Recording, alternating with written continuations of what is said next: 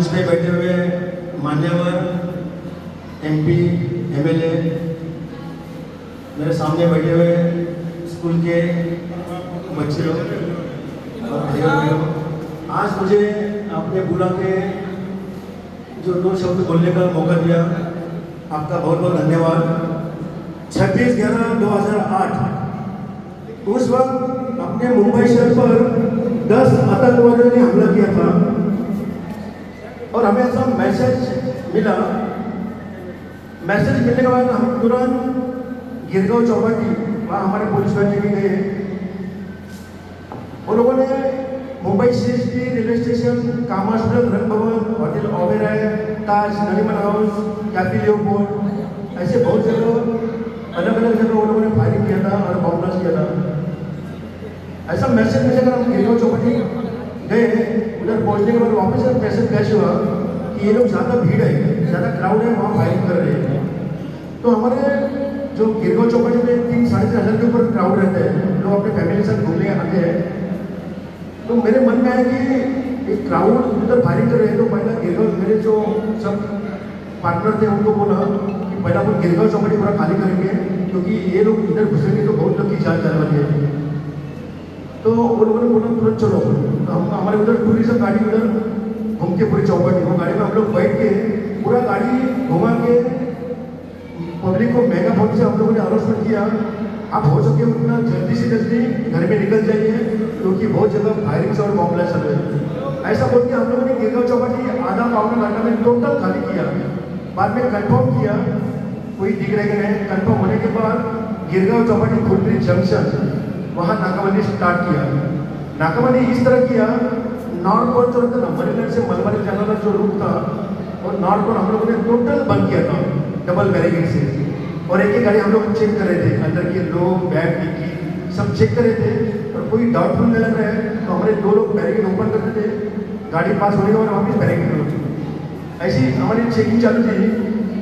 तो हमारे wireless control से एक 12:20 के आसपास एक वायरलेस मैसेज फ्लैश हुआ कि एक घोड़ा गाड़ी NH रोड से आ रही है, वो गाड़ी में 2 लोग हैं और उनकी गाड़ी में अत्याधुनिक हथियार है, hand grenade, bomb, AK-47, pistol, magazine, ऐसा पूरा भरा हुआ गाड़ी है। ऐसा मैसेज मिलने के बाद हम लोगों ने नाकाबंदी अधिक तेज की और वो गाड़ी बराबर 12:30 बजे हमें स्पीड से आते समय दिखाई दी। गाड़ी नंबर MH02 JP1277। और उन्होंने देखा अपने जानला रूट पुलिस ने नाकाबंदी में बंद किया है, तो उसने अर्जेंट ब्रेक मारा और हमारे 40-50 फीट में गाड़ी खड़ी हुई। उसने गाड़ी की हेडलाइट चालू की थी और स्क्रीन शॉट चालू था। उसने लाइट और एकदम तेज की थी, तो अंदर हमें एग्जैक्ट कितने लोग हैं दिखाई नहीं दे रहे थे। तो उसको हम लोगों ने आवाज़ दी कि आप गाड़ी की लाइट बंद कीजिए, गाड़ी के नीचे उतर जाइए, लेकिन उन्होंने कुछ सुना नहीं। ये बैरिकेड इधर से ये गाड़ी स्कोडा गाड़ी, तो स्कोडा गाड़ी ऐसा बीच में था एकदम। तो उसने पूरा यूटर्न मिलने के लिए लेफ्ट साइड में टुकड़ा मोमले मई सोनी सर के हम लोग लेफ्ट साइड में थे, और हमारे राइट साइड में भास्कर करा, बावधनकर, निगम अवार्ड संजय गुलकर राइट साइड में थे। तो उसको पूरा यूटर्न मिलने के लिए उसने ये पोजीशन में गाड़ी है उधर से पूरा लेफ्ट साइड में हमारे ऊपर चढ़ने का ट्राई किया, और उसने ऐसे यूटर्न मारा, क्योंकि सामने वाला जाने वाला रूट तो बंद है, तो आने वाले रूट से वो रिटर्न जाने के लिए उसने यूटर्न मारा। तो गिरगांव चौपाटी में इतने हाइट पे रोड डिवाइडर है, वो रोड पर गाड़ी ऐसा टच हुआ तो गाड़ी में जो कार ड्राइवर था उसका नाम अबू इस्माइल है और लेफ्ट में अजमल कसा बैठ था। तो अबू इस्माइल में अपने को पुलिस पकड़ेगी, इसलिए उसने डायरेक्ट पिस्टल से फायरिंग स्टार्ट की। तो हमारे भास्कर जनरल साहब डिटेक्शन ऑफिसर, उसने पहले ही पिस्टल चप्पल लोड करके रखा था, क्योंकि मैसेज ही वैसा मिला था। जैसा अबू इस्माइल ने फायरिंग स्टार्ट किया तो हमारे भास्कर जनरल ने पिस्टल से अबू इस्माइल का जो राइट का जो आँख है, वो आँख में ही फायर किया, उसका आगे फोड़ दिया था मुझे। लेकिन ऐसे कंडीशन में नहीं, वो नीचे झुक के AK-47 ऊपर कर रहा था। तो हमारे हेमंत पावडर सर, उन्होंने उसके गर्दन में 3 राउंड फायर किया। बाद में ये लोगों का राइट साइड में कार्रवाई चल रहा है, तो हमारा भी लेफ्ट साइड में कार्रवाई चल रहा है। लेफ्ट साइड में दुकान मोकले मई सोनी सर के हम लोगों ने ट्वीट कसम का डोर ओपन करके उसकी कॉलर पकड़ के उसको खींच रहे थे, कसम से हाथ ऊपर किया, सरेंडर होने का नाटक किया। तो हम लोगों ने उसको बाहर आने का इशारा किया, तो उसने ऐसा मुंडी हिलाया, थोड़ा घूम गया, तो डोर हम लोगों ने ऊपर करके रखा था, उसके पैर के बीच में AK-47 था। तो तो उसने डायरेक्ट दौड़ के भारी जंप किया और घूम के एक के पर्सन ऊपर निकल रहे हैं। हमारे ध्यान में आने के बाद उसके ऊपर हम लोग 3 लोगों ने उसके ऊपर झड़प मारा। तो तुकाराम ओमले उनके सामने एक बैरल आया, गोली बाहर निकलते उसको बैरल बोलते हैं। तो ओमले साहब ने उसका बैरल पकड़ा, ओमले साहब के बाजू में मैं था, मैं उसका हाथ पर दबा के रखा और सोनी ने उसका गर्दन दबाया। लेकिन ऐसे कंडीशन में भी हमें वो नहीं सुन रहा था, क्योंकि ये लोग जो नशा करते हैं, ड्रग्स और इंजेक्शन लेते हैं, उससे 2-3 लोगों को भारी पड़ते हैं, उसको इतना ताकत आता है। तो उस दिन उसकी ताकत हम लोगों ने आजमाई।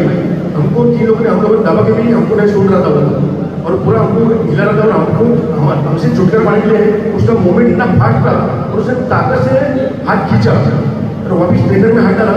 चाप खींचने के बाद ओमले साहब के सामने बैरल था, उनको 6 राउंड फायर हुआ। ओमले साहब नीचे गिर गए, उनके सिरे से खून आ रहा था। वो देख के हमारे सहकारी नीचे गिरे हुए हैं, उनके सीने से खून आ रहा है। वो देख के पूरा मन में जो गुस्सा आता है ना, वो गुस्से से वही टाइम पे कसम फायरिंग करते उड़ रहे हैं। तो मैं सामने ही था, मैं नीचे जो भी उसको धक्का दिया और उसको गिराया। गिरने के बाद उसको पकड़ के रखा, तो उल्टा सुल्टा हमारा भी झटापटी हुआ और बाद में उसका जो हाथ में गन था वही हाथ पकड़ के घुमाया मैंने, और हाथ में मैं जोर जोर से भटका मारा। फिर भी उसने 1 मिनट गन नहीं छोड़ा था, और उसका उंगली जो था उस ट्रिगर पे था। तो उसने उंगली दबाया उस ट्रिगर पे, तो मेरे साइड से 5-6 बजे ऐसा खींच के गया बोला। गोली घुसने के बाद और इतना करके भी वो AK-47 नहीं छोड़ रहे। तो बाद में मैं उसके सीने पे पैर दबा के रखा और AK-47 झटका मार के खींच के लिया। जैसा AK-47 मेरे हाथ में आने के बाद उसको हम लोगों ने कसम को इतना मारा, वो बेहोश पड़ा, फिर भी हम लोग मार रहे थे, क्योंकि हमारे तुकाराम ओमले नीचे गिरे हुए थे, उनके सीने से खून आ रहा था। वो देख के कसम के पूरा टूट बैठे थे, उसको कैसे मार रहे थे। उस वक्त हमारे संजय गोविंद से भाग्य और बोले उनको मारो मत, एक तो जिंदा रहने दो, वो अपने लिए एविडेंस है, वो कहाँ से आया है, कौन से देश का है और उसके साथ कौन कौन है और उन्होंने किधर बॉम्ब रखे होंगे या हत्या रखे होंगे, अपने को सब पता चलेगा। इसके लिए एक को जिंदा रखो, उसको मारो मत। तो मारना तो गए, बाद में उसको हम लोगों ने झटकी लिया। तो झटकी में पीछे वाले जेब में पिस्टल मिला। लेकिन मैं आपको इतना बता दूँ, पहली बार गिरगांव चौपाटी मुंबई यहाँ एक जिंदा आतंकवादी पकड़ा गया है, लेकिन जिंदा आतंकवादी कभी मिलता ही नहीं है, क्योंकि उनके जेब में साइनाइड का गोली रहता है और वो गोली पुलिस ने पकड़ा तो तुरंत मुंह में डालते हैं। आदमी इतना जहरीला रहता है, आदमी तुरंत मरता है, इतना उसमें पावर रहता है। लेकिन हम लोगों ने इतना चेक किया, ऐसा कुछ उसका शूज और सब चेक किया, लेकिन ऐसा कुछ मिला नहीं। और मैं आपको इतना बताता हूँ, जैसा मैसेज मिल रहा था तो मेरे हाथ में खाली लाठी थी, ओनली हुई लाठी, और मुझे पूरे मन में मैं देखा तो ये इतने 1000 रुपये लेके आ रहे हैं, तो अभी तो अपनी जान तो जाने वाले हैं। लेकिन मैंने आगे पीछे ना सोचा है, मैं सीधा बोला कि कुछ भी होने दो, भले अपनी तो जान जाएगी तो भी चलेगी, लेकिन ये लोगों को आगे जाने नहीं देना। इधर से आगे निकल जाएंगे तो ये लोग बहुत लोग की जान लेने वाले हैं। तो वो हिसाब से ऑपरेशन किया।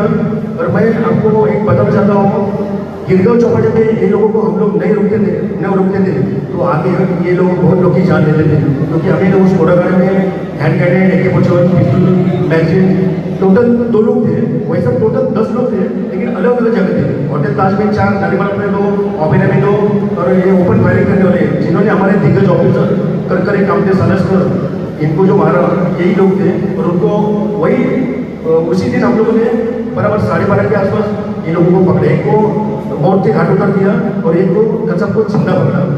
और मैं इतना बोलता हूँ कि उसको चालू फायरिंग में भगवान के रोगे से कभी मुझे गोली 4 गोली तो जिसके गई, लेकिन गोली मुझे ज़्यादा बीच में लगती तो मेरी जान भी जा रही थी। तो वो जाके मैं सोचा नहीं, खाली अपने देश के बारे में सोचा, क्योंकि अपने देश का,